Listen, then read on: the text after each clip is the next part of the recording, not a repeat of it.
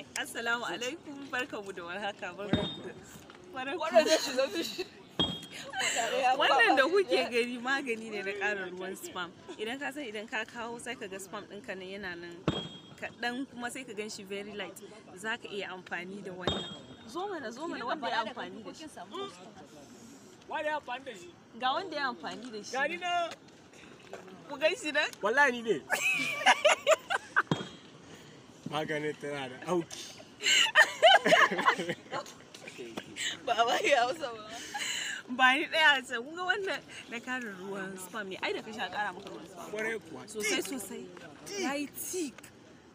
Sannan wannan mai kunama zai saka daɗe lokacin saduwa. Mata suna amfani da wannan yana ƙara wa mata ni'ima. Sannan mu namiji zai sa ya daɗe. Sannan su rike bani. Wannan da kuke gani shi ake wa kirari da namijin gaske, ba na baka wannan kayan amfani da shi ba? Kuwa namijin gaske. Yana sa karfin mazakuta, yana sa mazakuta ya zama yana da karfi. Yana ta da sha'awa.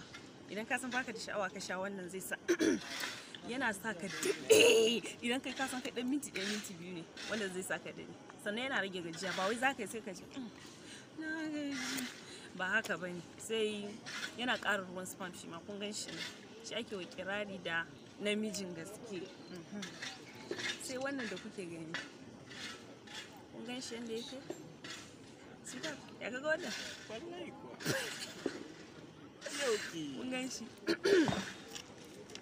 shi wannan idan mace, kusan akwai matan da idan za su yi jima'i sai ka gani ana shan wahalar shiga ko kuma yana mata zafi, za ku iya amfani da wannan.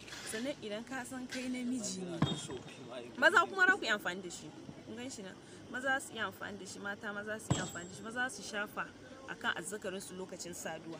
Mace za ta iya amfani da sirinji na allurar na irin ƙananan nan, sai ta ja 1 mil sai ta insatin a gabanta. Za ku iya amfani da shi. So sweetheart, kai kace kai amfani da shi, ya bebin ta ji? Allah. Iko Allah. Ba zai yi rayuwa ba mu kai ba. Wallahi. Muta lafiya.